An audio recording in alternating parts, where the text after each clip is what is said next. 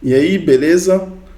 Bom, vou falar sobre Spark Cesium e para isso eu vou precisar que você realize a importação do notebook que está na área do aluno, aqui dentro do Google Colab.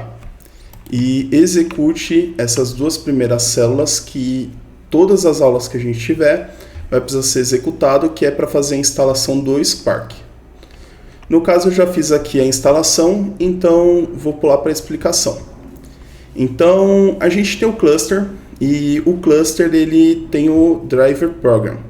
Dentro aqui do driver program a gente precisa de uma variável que faça a comunicação com toda a arquitetura do Spark. E essa variável que faz a comunicação é o Spark Cesium, e ela é definida através da importação da biblioteca Spark, e a gente consegue, depois que ela for construída, realizar a leitura.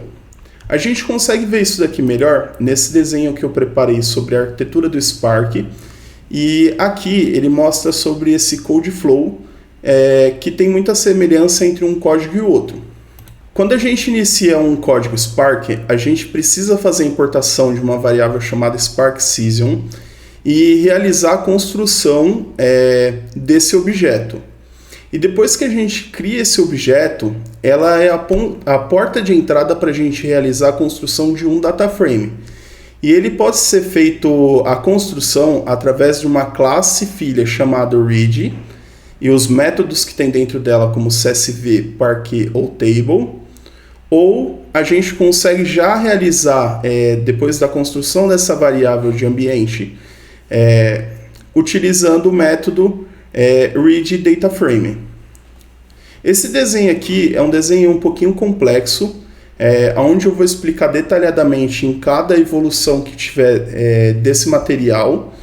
Então, a gente trabalha com alguns objetos do Spark, sendo ele um objeto de data frame e o objeto de coluna, que são os mais populares usados, e durante o treinamento eu vou mostrando exatamente como que se aplica cada um deles. Então, bora lá. Aqui dentro do notebook a gente tem uma célula em branco, e a gente, para construir a variável do Spark Cesium, a gente vai fazer a importação. E para importar essa biblioteca Spark Cesium, a gente vai fazer assim: from pyspark.sql import Spark Cesium.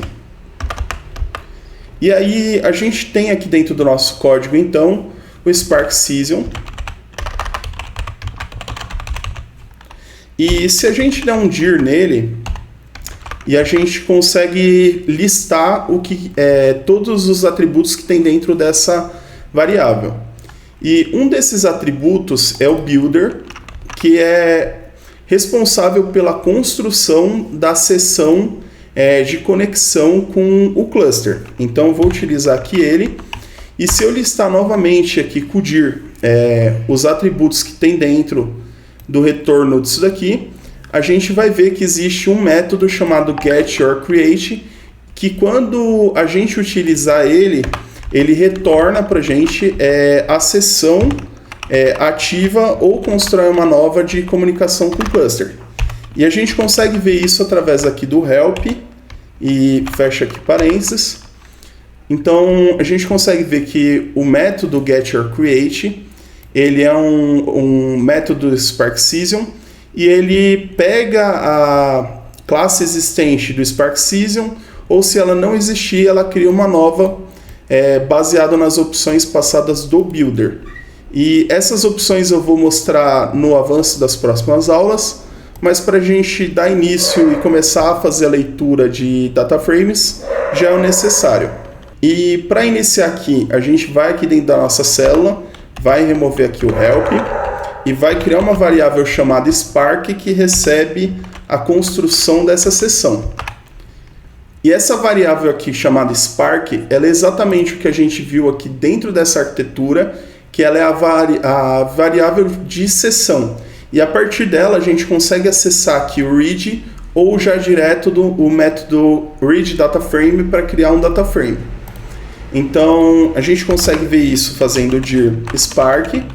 Então aqui ele vai listar para a gente Então, vendo os atributos, você consegue identificar que existe aqui a opção da classe read, ou também a função aqui, o método createDataFrame.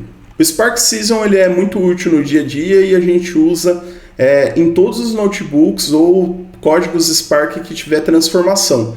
Então, saber como ele faz a conexão com o cluster e também saber como instanciar o objeto Spark para poder fazer a leitura de data frames é super importante.